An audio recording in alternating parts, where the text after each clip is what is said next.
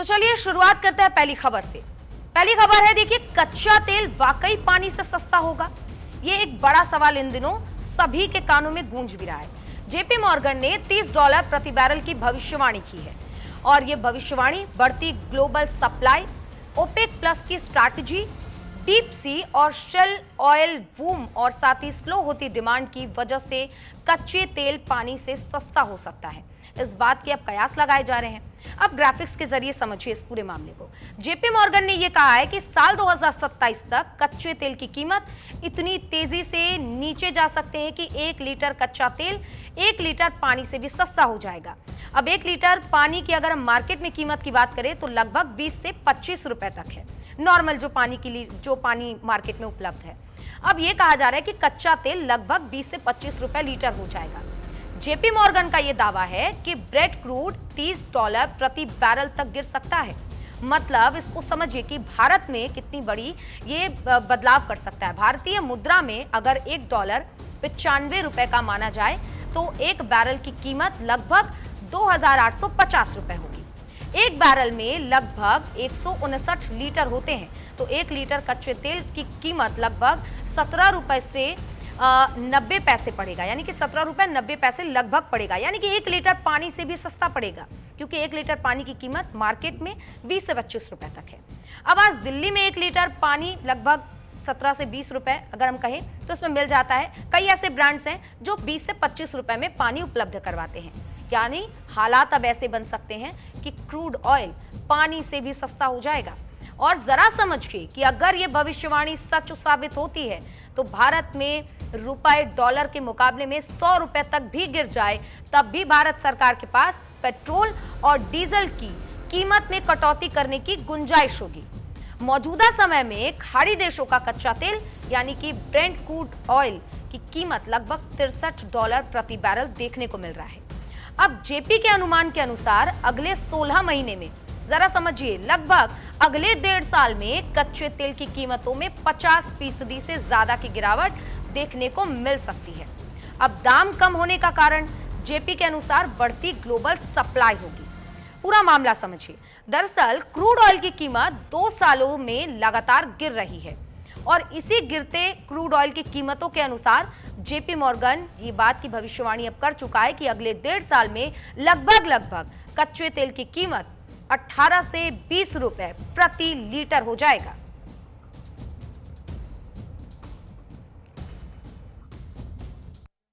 JP Morgan की report को माने तो 2027 तक जो कच्चा तेल है उसकी कीमत $30 तक कम हो सकती है। लगभग आज जो $65 के पर बैरल के करीब है।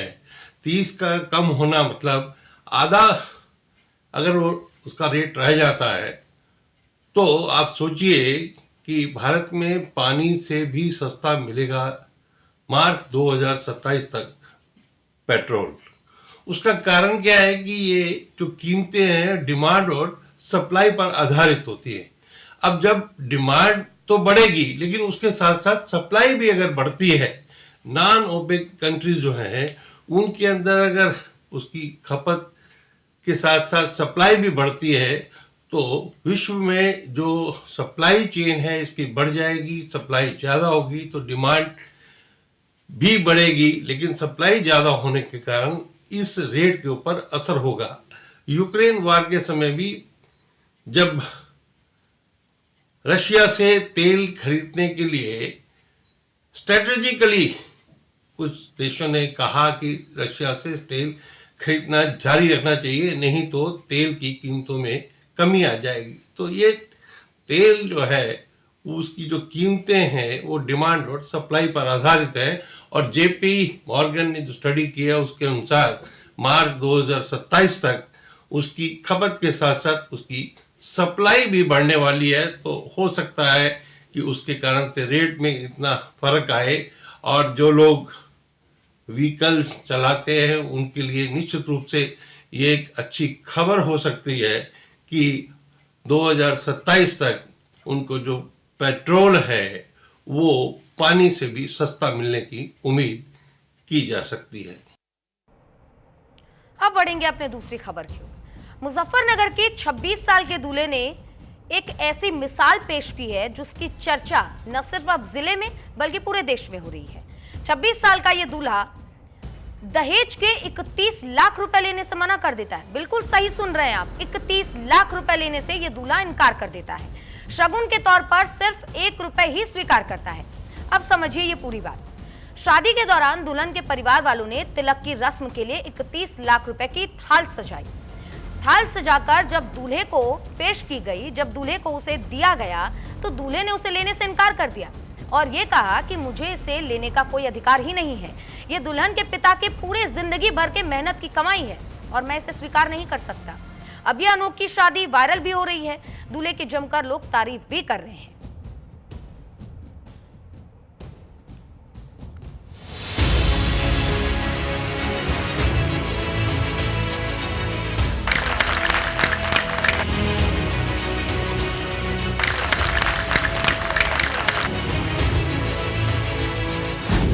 दूल्हा हो तो ऐसा।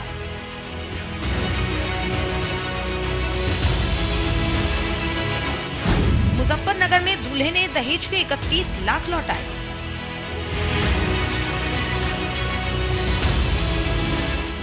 सिर्फ 1 रुपए का शगुन किया स्वीकार। मुजफ्फरनगर के एक दूल्हे ने विवाह समारोह की रस्म में कुछ ऐसा किया कि सबका दिल जीत लिया। अवधेश राणा ने तिलक की रस्म के दौरान 31 लाख रुपए दहेज का ठुकरा दिया और सिर्फ 1 रुपए का शगुन स्वीकार किया है। असल में दुल्हन अदिति सिंह के परिवार वालों ने तिलक की रस्म में 31 लाख रुपए इकट्ठा करके थाली में सजा कर रखे थे, लेकिन दूल्हे अवधेश ने उस थाली के सामने सिर झुकाया और पैसे वापस लौटाते हुए कहा कि मेरा इन पैसों पर कोई हक नहीं है। ये दुल्हन के पिताजी की जिंदगी भर की कमाई है, मैं इसे नहीं ले सकता। दरअसल मेरी शादी मुजफ्फरनगर के गांव साबुद्दीनपुर में हुई थी और वो लोग 31 लाख रुपए दे रहे थे दहेज में, तो हमने वो वापस कर दी क्योंकि हम दहेज प्रथा के खिलाफ हैं। नहीं, ये तो बिल्कुल गलत है और दहेज प्रथा तो बंद होनी चाहिए। और हम लोग संपन्न मतलब कोई ऐसी बात है नहीं, लेकिन दहेज प्रथा बिल्कुल बंद होनी चाहिए। ये दहेज प्रथा तो बिल्कुल बंद होनी चाहिए भैया। कोई बाप पूरे जीवन भर अपनी कमाई करके भी पूरे नहीं कर पाता। पैसे उधार लेके, कर्ज लेके लोग पता नहीं कैसे कैसे काम करते हैं, इसलिए दहेज प्रथा तो बिल्कुल बंद होनी चाहिए। दूल्हे के माता पिता ने भी उसके इस फैसले का समर्थन किया, जबकि दुल्हन के परिवार ने उनके प्रति आभार भी व्यक्त किया। इसके बाद शादी की रस्में नए उत्साह के साथ पूरी हुई। बाद में दुल्हन अपने नए घर के लिए विदा हुई। ये खबर सुनकर हर कोई हैरान रह गया। अवधेश राणा के इस कदम से न सिर्फ लड़की पक्ष बल्कि उसके परिवार के लोग भी उसे सम्मान की नजर से देख रहे हैं, जबकि उसकी पत्नी भी इस कदम से काफी प्रभावित है। बारात और लड़की पक्ष के मेहमान दूल्हे के साहसिक कदम पर तालियां भी बजा रहे हैं।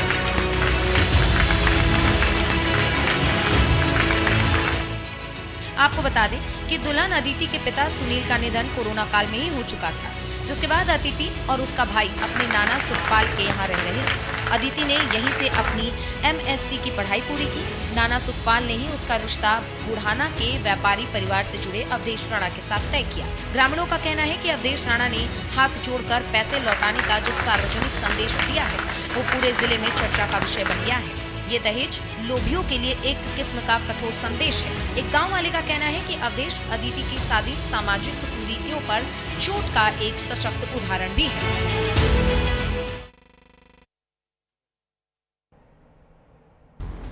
तो वही देखिए, कपिल शर्मा जो सबको हंसाता है, उसका जाने दुश्मन पकड़ा गया है। कैसे, वो भी समझ लीजिए। कनाडा का ये जाने दुश्मन अब अरेस्ट हो चुका है। दिल्ली पुलिस की क्राइम ब्रांच ने कपिल शर्मा के रेस्टोरेंट कैप्स कैफे पर फायरिंग की साजिश रचने वाले मामले में गोल्डी डिल्लो गैंग के गैंगस्टर को गिरफ्तार किया है। यानी कि अब जो सबको हंसाता था, जो इतने समय से परेशान चल रहा था कि आखिर उसके कैफे पर फायरिंग कौन और किस मकसद से करवा रहा है, उसका मास्टरमाइंड अब गिरफ्तार हुआ है। गिरफ्तारी के वक्त गैंगस्टर बंधु मान सिंह ने चाइनीज पिस्तौल और उसके पास से कारतूस भी बरामद की गई है। बंधु मान सिंह सेखों के खिलाफ पहले से कई आपराधिक जो मुकदमे हैं वो भी दर्ज किए गए हैं। सेखों पर आरोप है कि उसने फायरिंग की साजिश रची थी और शूटरों से लेकर लॉजिस्टिक सपोर्ट तक मुहैया करवाया था, ताकि कनाडा में कपिल शर्मा के कैप्स कैफे पर फायरिंग की जा सके, करवाई जा सके और कपिल शर्मा को डराया जा सके। कपिल शर्मा के कैफे पर 10 जुलाई, 7 अगस्त और 18 अक्टूबर को 3 बार, यानी कि सिलसिलेवार तरीके से 3 बार फायरिंग हो चुकी है। अब तीनों फायरिंग की जिम्मेदारी लॉरेंस बिश्नोई गैंग से जुड़े गोल्डी डिल्लो और कुलवीर सिंधु नेपाली ने ली थी, जिसके बाद से पुलिस लगातार कार्रवाई कर रही थी और अब गिरफ्तारी भी हो चुकी है।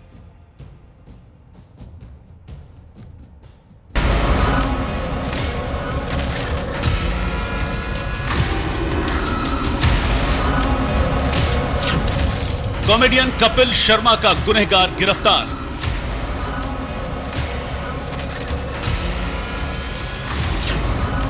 कनाडा के कैप्स कैफे पर फायरिंग का मास्टरमाइंड।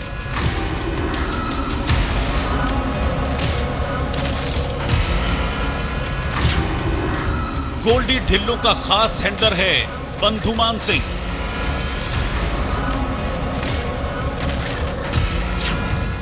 खतरनाक हथियारों का शौकीन है बंधुमान सिंह।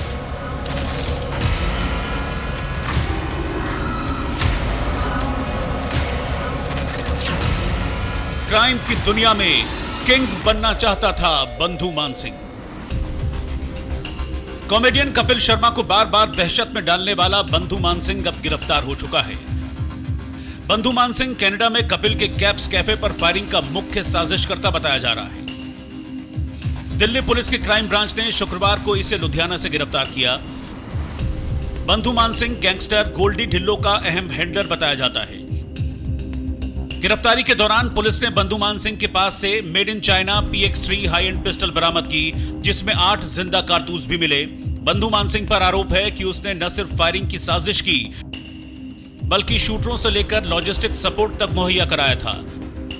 तो इस आदमी की करेक्ट आइडेंटिटी एस्टैब्लिश की गई और इस पर रेकी की गई। इसके जितने भी रिलेटेड इसके डॉक्यूमेंट थे वो वेरीफाई किए गए और काफ़ी मेहनत के बाद क्राइम ब्रांच की टीम ने DCP संजीव यादव के नेतृत्व में लुधियाना में एक रेड की, जिसमें इस शख्स को गिरफ्तार किया गया।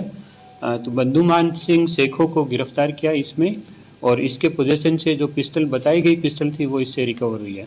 इसकी तफ्तीश के दौरान इसने कन्फेस किया है कि इसने अगस्त 2025 में इसी साल में 7 अगस्त को कनाडा के सरे एक टाउनशिप है वहाँ पर, उसमें कैप्स कैफे पर इसने फायरिंग जो हुई थी, जो इंस्टेंस हुआ था वहाँ पर, इंसिडेंट हुआ था, उसमें लॉजिस्टिक सपोर्ट प्रोवाइड करने की बात इसने कबूल की है।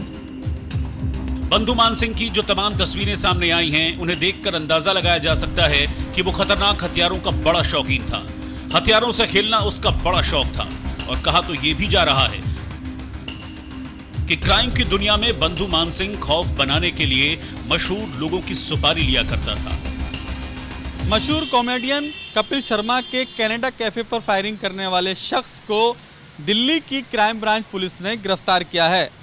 दिल्ली पुलिस के मुताबिक ये वो शख्स है जिसने हथियार प्रोवाइड कराए थे, कार प्रोवाइड कराई थी उन तमाम गैंगस्टरों को जिन्होंने कपिल शर्मा के कैफे पर फायरिंग की थी, और जिसके बाद बाकायदा सोशल मीडिया पे जिम्मेदारी भी ली गई थी कि इस पूरी घटना को अंजाम हमने दिया है। हाल ही में दिल्ली की स्पेशल सेल और क्राइम ब्रांच ने मिलकर जो हथियार तस्कर गिरफ्तार किए थे, जो कि ड्रोन कैमरे के माध्यम से पाकिस्तान से हिंदुस्तान हथियार पहुंचाते थे, उसी क्रम से जुड़ा पूरा मामला है। क्योंकि जो शनाख्त की गई है उसके आधार पर इस बंधुमान सिंह के बदमाश को गिरफ्तार किया, जो कि कनाडा से हाल ही में दिल्ली आया था।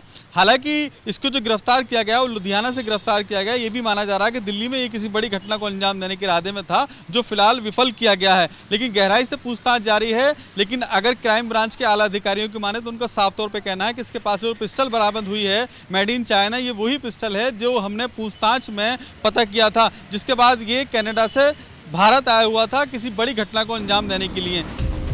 सोशल मीडिया पर बंधुमान सिंह की जो भी तस्वीरें हैं, उसमें वो स्टाइलिश लुक में हथियारों के साथ दिख रहा है। मॉडर्न असलहों के साथ हवाई फायरिंग करते हुए बंधुमान सिंह के कई वीडियोस सोशल मीडिया पर वायरल हो रहे हैं। दरअसल बंधुमान सिंह कोई ऐसा वैसा बदमाश नहीं है, उसे स्टाइल में रहने का शौक है। हथियारों से लेकर महंगी गाड़ियों में घूमता है। लग्जरी लाइफ जीने वाला बंधुमान सिंह अक्सर महंगे पब भी जाया करता था। बंधुमान सिंह गैंगस्टर गोल्डी बराड़ का करीबी सहयोगी है। लॉरेंस गैंग के गैंगस्टर गोल्डी ढिल्लो के सीधे संपर्क में था। रंगदारी वसूलने के लिए फायरिंग करवाने का आरोप है। पंजाब का रहने वाला है कुख्यात बंधुमान सिंह।